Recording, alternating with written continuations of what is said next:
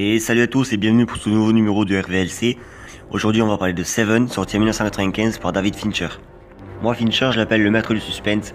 Il a réalisé entre autres Alien 3, The Game, Panic Room, Zodiac et tout récemment l'excellent Gone Girl. Ensuite le casting, il y a entre autres Morgan Freeman, Brad Pitt, Gwyneth Paltrow et aussi un acteur que tout le monde connaît, mais pour raison évidente de spoil, je ne le mentionnerai pas dans cette vidéo. Le long métrage a connu un succès assez conséquent puisqu'il a coûté 30 millions de dollars et qu'il en a rapporté 316 millions sur l'ensemble de la planète, c'est quand même pas mal, dont 100 millions rien qu'aux States. Étonnamment, il a été nommé que pour une seule catégorie aux Oscars, le meilleur montage. Ça faisait un moment que je voulais faire une critique sur ce film parce qu'il fait partie des top 10 de mes films préférés, et je vais quand même essayer de rester le plus objectif possible. Detective Somerset?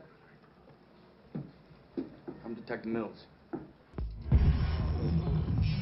Le jeune inspecteur David Mills est transféré et fait équipe avec William Somerset, un officier désabusé de la police judiciaire affecté aux homicides et très proche de la retraite.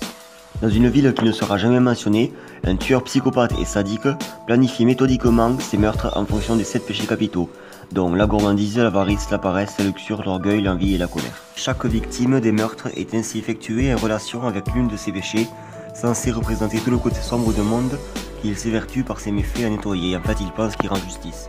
Et donc Mills et Somerset feront tout pour contrecarrer ses plans, avant qu'il commette son 7e et dernier meurtre, qui est la colère. Et comme le serial killer est extrêmement méthodique et très minutieux, les inspecteurs ont beaucoup de mal d'avoir un coup d'avance sur lui. Vous devriez consulter ses livres sur les 7 péchés capitaux. Le purgatoire, les contes de Canterbury, le dictionnaire du catholicisme.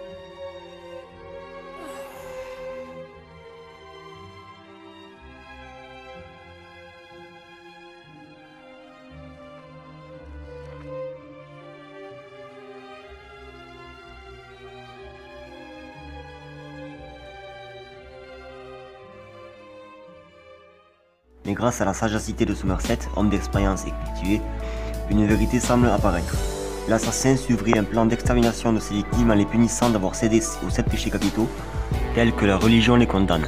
Quand j'ai vu ce film pour la première fois, bon c'est sûr j'avais pas tout compris, donc je l'ai revu 2-3 fois, et je me suis dit putain quelle histoire de fou quand même, parce que ça m'avait pris tellement aux tripes, j'en étais vraiment pas ressorti indemne quoi. À travers les personnages, on a je crois rarement jamais autant ressenti l'atmosphère poisseuse, l'ambiance malsaine qui y règne et le danger qui les encourt durant tout le long métrage. On a vraiment une empathie pour les deux personnages principaux. Et moi c'est ce que j'ai ressenti en tout cas quand j'ai vu le film. Avec ce long métrage, Fincher signe un des plus grands thrillers de tous les temps parce qu'il faut pas oublier que ce n'est que son second film. Il avait réalisé Alien 3 juste avant et 2 courts métrages encore avant, et que pour une seconde réalisation, il a frappé fort et marqué les esprits. Une claque cinématographique telle qu'on ne s'en enlève pas tout de suite, pas immédiatement non en tout cas.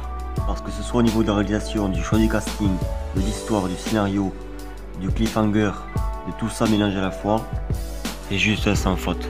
Brad Pitt joue super bien, il est émouvant de dingue, surtout pour la scène finale. Morgan Freeman, Morgan Freeman c'est Morgan Freeman, c'est la classe incarnée dans tous ses films quoi. Là-dessus il n'y a rien qui change, mais par contre, l'acteur qui joue le serial killer, franchement, bon ça serait une hérésie de spoiler ce film, même s'il a plus de 20 ans. Je ne le spoilerai pas, j'y tiens.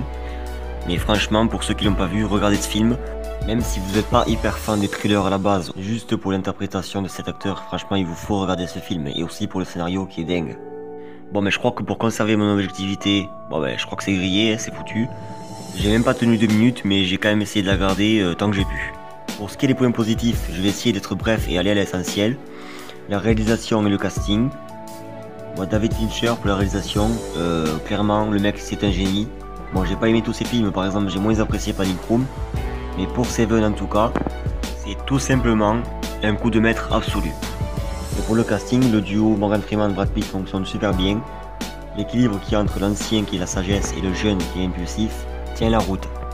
Mention spéciale aussi pour Gwyneth Paltrow, tout en sobriété elle est le seul rôle féminin du film. Et bien entendu je ne pouvais pas parler du casting sans parler de lui, l'interprète du tueur en série qui aurait dû gagner un Oscar. Pour son interprétation magistrale, il a quand même été récompensé par la National Board of Review Award en 1995. Et si vous demandez à quelqu'un « Hey, tu connais cet acteur, dans quel film il a joué ?» À un moment donné ou à un autre, assez rapidement je pense, il va vous répondre Seven. Et pour clôturer la catégorie des points positifs, j'ai noté bien entendu, c'était évident, Le final twist, forcément c'est évident, c'est pour moi le meilleur final de tous les temps. Pour ceux qui ne savent pas ce que c'est un final twist, c'est en général soit une fin que l'on ne peut comprendre après avoir vu une seconde fois le film, soit une fin inattendue qui amène le spectateur à voir l'histoire sous un angle différent et le pousse vers une nouvelle interprétation de l'ensemble. Comme par exemple, attention ça va spoiler, L'Armée des 12 singes, Angel Heart, L'Associé du Diable, Awake, L'Effet Papillon, L'échelle de Jacob, Donnie Darko ou encore Incassable. Mais le plus connu de tous reste Usual Suspect. Alors maintenant on va passer au point négatif, ça va être beaucoup plus rapide. Le duo de flics qu'on a vu 1 milliard de fois et qui est un peu cliché, le vieux briscard qui est revenu de tout, et le jeune loup fougueux et impulsif. Et pour finir avec les points négatifs, oui, déjà c'était rapide, je vous l'ai dit. L'ambiance constamment glauque et malsaine. Si vous êtes quelqu'un qui a du mal à supporter tout ce qui est s'enquête, mort, etc., tout ce qui est glauque et malsain quoi, vous allez avoir beaucoup de mal à supporter Seven. Je le dis d'avance. Pour conclure, je dirais que Seven est le chef-d'œuvre de David Fincher, un thriller haletant, un suspense insoutenable, une des meilleures scènes du cinéma et une expérience cinématographique qui vous marquera à vie. Voilà, la vidéo est à présent terminée, merci d'avoir regardé. Si ça vous a plu, n'hésitez pas à me dire ce que vous en avez pensé dans les commentaires. Et à liker et à partager la vidéo, ça fait plaisir et c'est gratuit. Sur ce, je vous dis à bientôt pour une prochaine vidéo. Salut, ciao! You complain, you tell me these things, if you think you're preparing me for